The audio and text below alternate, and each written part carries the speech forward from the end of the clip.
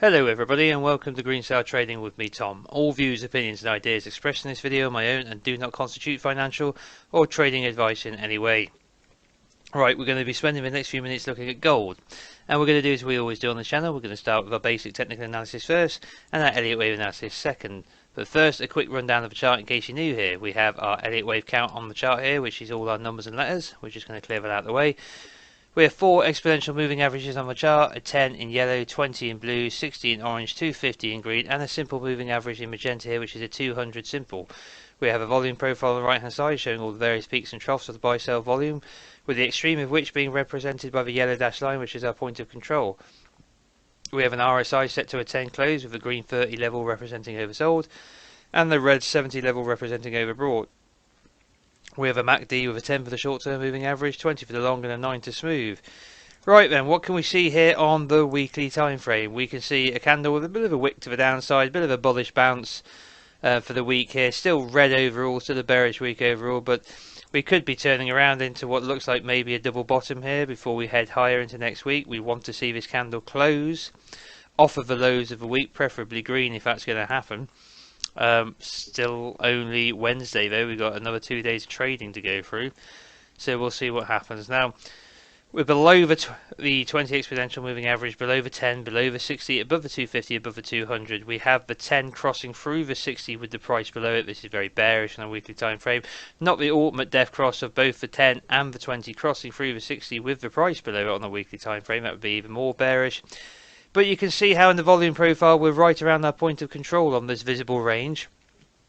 This big peak in the volume profile, lots of buy-sell volume here, lots of activity and therefore lots of support as well. We've come down to oversold conditions in the RSI on at the start of March, and we are slightly off of oversold conditions now at the end of March. Can't call this a divergence, even though we have a low and a higher low in the RSI, we still have a low and a higher low in price, but they are significantly closer to one another than the relative lows in the RSI, but it's not a true divergence. The MACD short-term moving averages crossed below the long-term moving average and stayed below it for months, and is still below it. We see bearish momentum dying off in the short term here. We saw, bearish momentum dying off here as we rallied into this before we dropped off again. But we never turned green on the MACD. We've never got a bullish crossover even as we came into this high.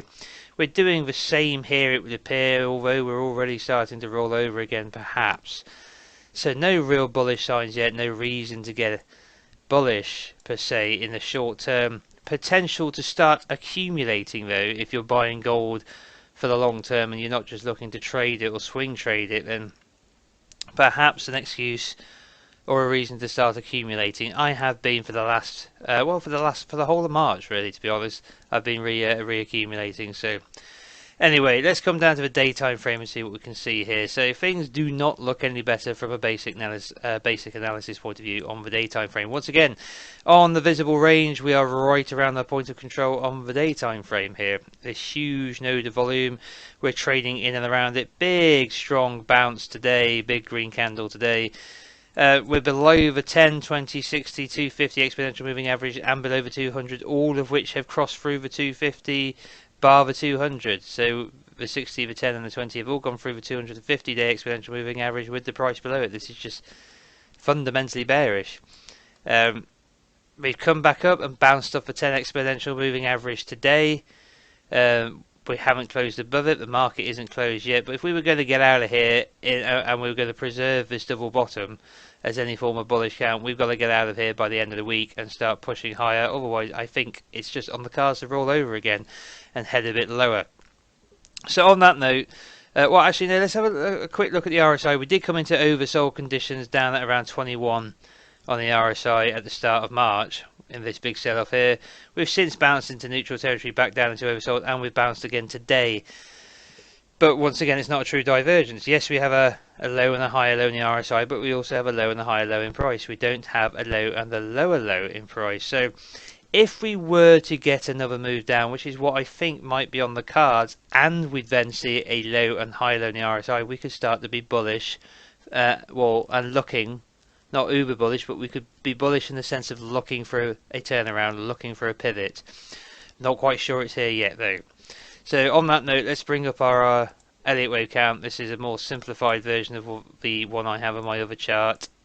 And I think it serves its purpose. Essentially, we are in, I've been saying, a primary wave 4.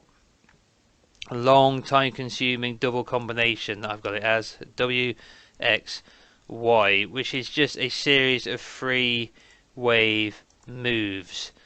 Okay, now I have an A, B, C with the B in the triangle on the minor time frame into intermediate W. W, X, Y, minor waves into the intermediate X. Up here, another 3 wave move. And then I've got another 3 wave move A, B, and C. And I'm expecting and counting this as an extension of the C. So if I just bring it up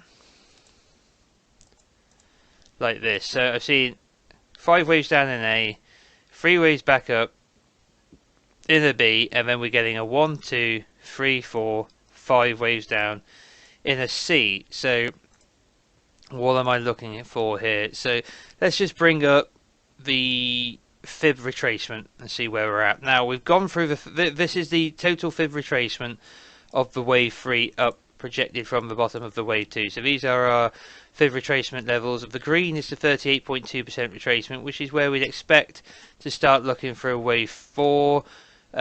We thought we had it when we came into this area and got a bounce, but we've since come back down. Now we could still be rallying, and maybe there's a count which concludes the wave 4 here. It doesn't seem to count that way to me though. I see this 5, 3, and then I see a 1, 2. Let's just come down to the 2-hour time frame so we can see these waves a bit clearer.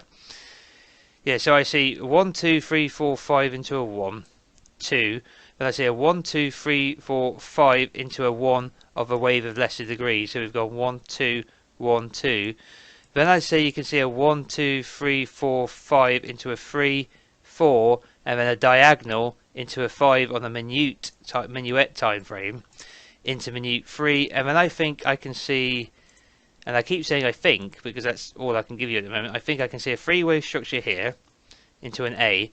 I think I can see a 3 wave structure here with 5 waves in the C leg of the A, B, C into the B here. So now I'm expecting a 5 wave move up into a C, and then a final 5 wave move down into the C, into the 5, so into the 5th of the C, of the Y, of the 4. Okay, so I'm still expecting it to come lower. Yeah, I'm thinking that the bounce today is impressive. There's no doubt about it. Maybe, like I said, there's a possibility we've bottomed here amongst all this volume, but I'd like to see us either come back down to the bottom of this channel again and bounce like we bounced here, but follow through from it, or to find a fib level at the bottom. And we've got, if we do A, B, C, as long as we don't invalidate this wave 1, we can then come down, however, to the edge of this channel, hopefully at the 50, which is the blue line here. This blue line is a 50% retracement. Now, what's interesting about that blue line is if we just shift into log scale for a moment, then all of a sudden, where we are currently, the blue line moves down a lot lower, takes us out of this channel, but the green line, which is the 38.2, in price we've gone through it, in arithmetic scale. In log scale, it's right around where we are, which is the perfect wave 4, 38.2. So I do have my doubts. So let's be clear about what we're looking for here then. So if this count is correct, and we've done an A, B, and now we're doing 1, 2, 3, 4, 5 in a C, then we can't come back and transgress beyond the wave 1 here at 1784 spot 22. So now, just to take into account, this is definitely a 5 wave structure here. Definitely 1, 2, 3, 4, 5. So just in case this is a 1, 2, 3, 4, 5, and the count is, an alternate count would be that we've got a B wave completing here, and then a C wave intact here of 5 waves, 1, 2, 3, 4, 5. It's just an alternate idea. But just to be safe, let's mark this bottom as well, because this is a 5 wave structure, and that's at 1801 spot 29. So just take into account the idea that this count could be wrong, we've still got a cut-off point. So if we were to get a 5-wave move back above this level at 1801 spot 29, then I'd be a bull again. And then all I'd be looking for is 3 waves back, because we've broken these levels, we've invalidated any possible bearish count, and we put 5 waves up off a low into a 1. This would be a 1, down into a 2. I'd be a buyer here, and then off we go. That would convince me. So they're the levels you want to take a look at. 1784, you can start to have more confidence. 1801, break that level, then I say you can be very confident. Yeah, that we are bullish, and then you should be looking to buy any pullback on the smaller time frame before we move up. And in terms of the overall correction being complete, I think you can have total confidence above this level here, which is all the way back at 1965 spot 55. I know it's a long time away, but as we track this correction, we've been looking for this set of 3 wave structures to finally complete, and until we take out the X wave top here, proposed X wave top, you can either, if this is an A and this is a B, or this is a W and this is an X, you take out this pivot back here and you can have then there's no valid correction left.